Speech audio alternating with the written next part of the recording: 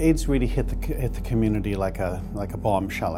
It was a very scary time in the early 80s. The gay community was very highly politicized at the time because we were just coming out of things like the bath raids. The name ACT, was a bit of a stroke of genius in a way, because it sort of not only did it give you an acronym, but it also somehow told people what we were going to do. We were going to act in response to this crisis.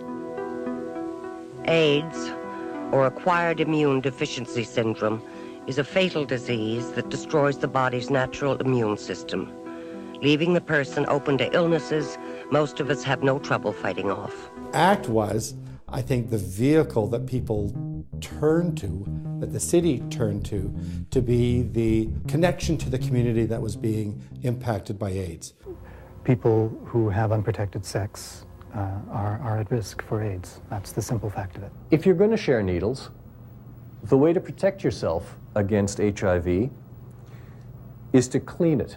I think over the years it's played a very incredible role in helping other organizations to get started. Our first poster that Black Cap ever developed was developed with ACT. He works with the AIDS Committee of Toronto, and he is a volunteer there. You do counseling there?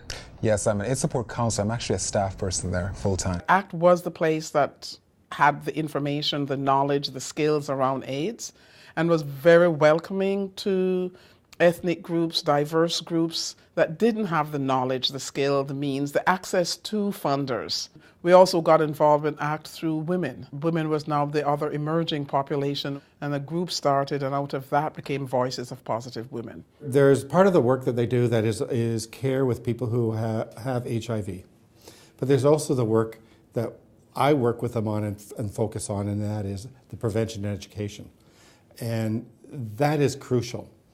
And that's the hardest part. I think that we were a pioneer in doing that kind of sex-positive communication for gay men, and that then led into other work as we did with women and other communities as HIV became a broader issue outside of the gay male community. The face of AIDS has changed. I mean, it's changing all the time, and it's not that you sort of move from one community to another. It's now all different kinds of communities. To do AIDS work, it means you must be able to challenge not only the status quo, but culture and values. Well, when there's an issue around HIV and AIDS, the ACT will be there.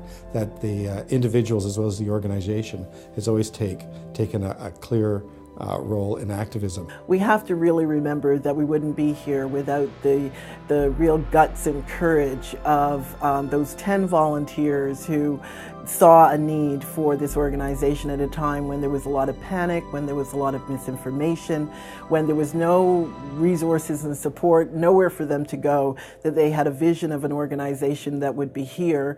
I don't know if they thought it would be here 25 years later, but here we are.